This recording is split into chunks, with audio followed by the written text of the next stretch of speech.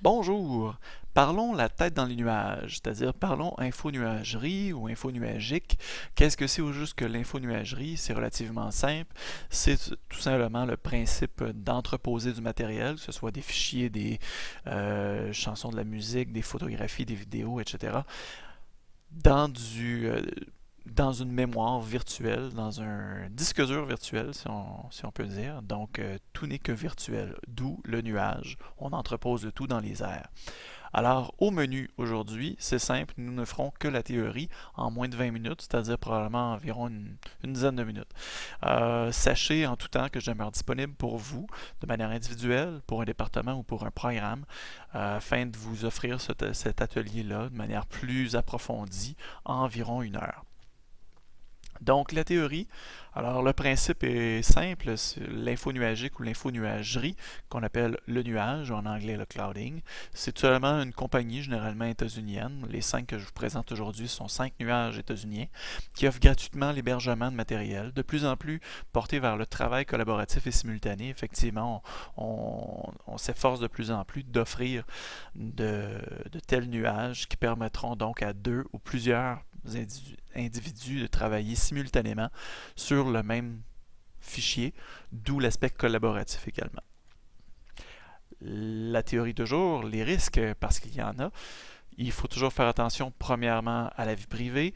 Les cinq compagnies disent elles-mêmes de ne jamais divulguer de numéro de carte de crédit, renseignements personnels susceptibles de nuire à votre vie privée ou même de photographies compromettantes pour la simple bonne raison qu'un nuage peut se craquer et un système complet peut se craquer également, peut se pirater. Donc, s'il vous plaît, faites attention à votre vie privée. De plus, on vous recommande toujours d'effectuer des copies de sauvegarde autres que sur ce service-là. Ce service-là peut vous servir de manière très rapide et très efficace de copies de sauvegarde, oui, mais si le système tombe en panne pour une semaine, c'est tant pis. Si votre compte disparaît de manière malencontreuse et inexplicable, c'est tant pis. Ça demeure un énorme service qui compte des millions d'abonnés. Par la suite, au niveau du web, le Wi-Fi, vous devez toujours évidemment vous assurer que là où vous allez, là où vous en aurez besoin, le Wi-Fi sera au rendez-vous. J'ai vu trop d'enseignants arriver pour faire présenter une présentation visuelle, donner un cours, avoir besoin d'un fichier quelconque, de vouloir aller le chercher sur son nuage et malheureusement, sans Wi-Fi, son projet tombe à l'eau. Donc, prévenez toujours.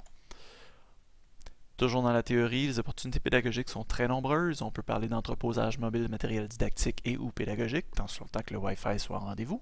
On peut parler évidemment de travail collaboratif entre collègues et ou étudiants. Souvenez-nous toujours que le nuage est aussi utile dans le travail professionnel que dans le travail pédagogique. Donc, entre collègues, ça peut devenir hyper utile, hyper intéressant également, entre autres au niveau collaboratif, ne serait-ce que dans un procès verbal que vous voudriez rendre collaboratif, tous et chacun, suite à la réunion, peut apporter son grain de sel au procès verbal, de sorte que lors de votre prochaine réunion, vous avez déjà fait l'ensemble de vos tâches de correction du procès verbal et vous n'avez plus qu'à l'adopter. Simple suggestion comme ça. Dépôt, partage de matériel volumineux pour étudiants, entre autres et remise des travaux d'étudiants dans le cas de Drop It To Me, entre autres. Et là, vous me direz, oui, mais à quoi bon se servir de Drop It To Me si j'utilise déjà Moodle à ce niveau? Je vous l'accorde, utilisez Moodle si vous souhaitez faire plus que de simples dépôts de travaux. Donc, si on fait un petit survol, premièrement, Google Drive. Google Drive est celui qu'on surnomme encore de nos jours Google Doc, mais le Google Doc a tout simplement évolué. C'est comme si vous appeliez un enfant de 4 ans constituellement, un enfant de 4 ans rendu à 10 ans. Euh, L'exemple peut paraître banal, mais c'est tout de même ça. Google Doc a énormément évolué, d'où le fait qu'on parle dorénavant d'un globalisateur qu'on nomme Google Drive parce qu'il est beaucoup plus général. Dans votre Google Drive, qui a vu le jour, dont son nom a vu le jour en 2012, vous aurez donc mon disque, l'option partager, l'option les étoiles et également la création possible. Dans mon disque, c'est l'ensemble des dépôts que vous allez pouvoir faire. Le partage est disponible, donc vous pourrez partager avec ceux que vous désirez partager. Les étoiles sont seulement pour attribuer certaines étoiles, donc certains favoris. Et la création, ça devient hyper intéressant lorsque vous souhaitez justement aller en mode collaboratif. Vous pouvez donc créer des dossiers texte, donc on parle autant de points doc, de points... en d'autres mots, c'est un petit peu l'équivalent de la suite Office, incomplète mais tout de même, à savoir donc développer des textes, développer des feuilles de calcul comme Excel et développer des formulaires, le tout de manière collaborative et simultanée, ce qui fait que vous pouvez être plusieurs membres de votre équipe, de votre milieu de travail à travailler simultanément sur le même texte, sur la même feuille de calcul, etc. Et le tout s'enregistre continuellement. Soit dit en passant, vous n'avez jamais justement à sauvegarder. Vos sauvegardes sont automatiques. Donc, c'est la beauté de la chose. Une vraie petite merveille également pour le travail collaboratif dans un travail d'équipe pédagogique. Les étudiants peuvent donc travailler sur un même point doc, mais en ligne. Et donc, voilà. Peaufiner continuellement leur travail. Toutefois, faites bien attention, on ne dépose pas un fichier doc, entre autres, donc un vrai point doc de Word sur Google Drive en pensant faire du collaboratif. Au contraire, ça ne demeurera qu'un document. Donc, c'est vraiment important lorsque vous voulez faire du collaboratif de faire une création de fichiers dans Google Drive. Donc, vous allez créer des dossiers, texte, feuilles de calcul ou formulaire. Par la suite, le service OneDrive, qui était finalement SkyDrive jusqu'à cette année, en 2014, et qui a décidé de changer de nom pour OneDrive, pour globaliser également, pour dire qu'il n'y a une seule et unique mémoire virtuelle de Microsoft. Donc, vous comprendrez justement que OneDrive est la propriété de Microsoft, alors que Google Drive, je ne l'ai pas mentionné, c'était évident, est la propriété de la grande compagnie Google. OneDrive, finalement, donc, est le cousin germain très similaire à Google Drive, mais avec des suppléments pour le partage de photos. Par contre, on n'a pas accès à la création de fichiers collaboratifs et simultanés. Donc, c'est la petite diversité. Le iCloud est très comparable justement aux deux précédents, oui.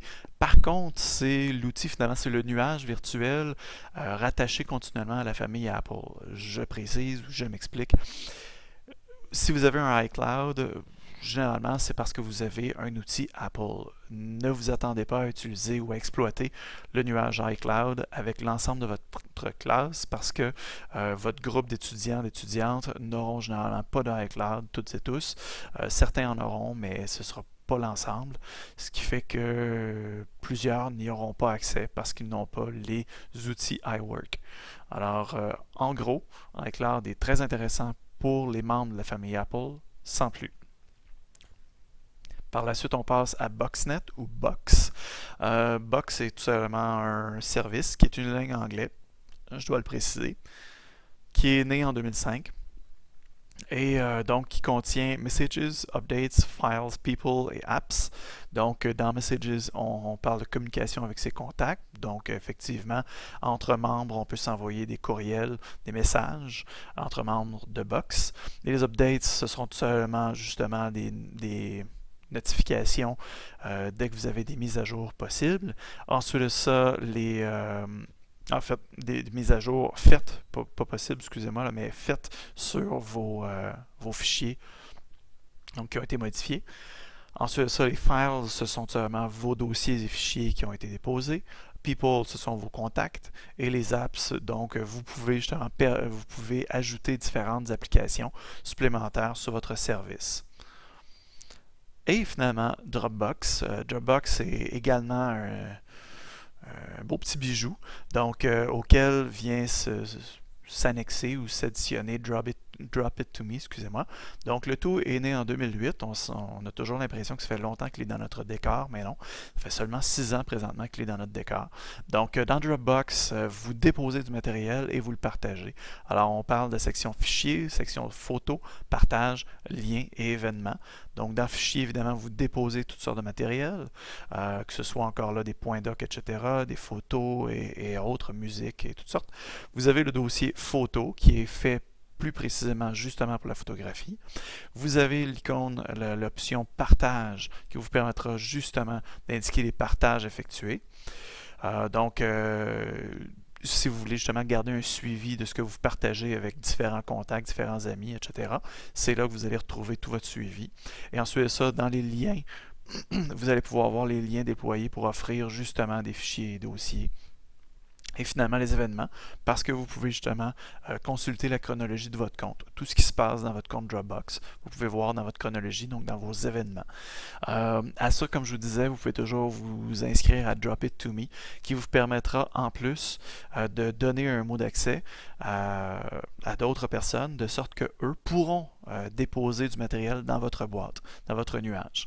Ce qui fait que vous pouvez partager encore plus largement, chose qui n'est pas nécessairement possible dans tous les cas.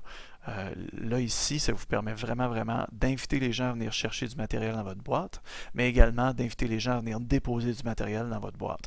Ce qui rend finalement Dropbox avec Drop It To Me le meilleur des outils de dépôt de travail, un des meilleurs outils au niveau pédagogique, remise de travaux, etc. Donc, ça reste un de vos meilleurs alliés.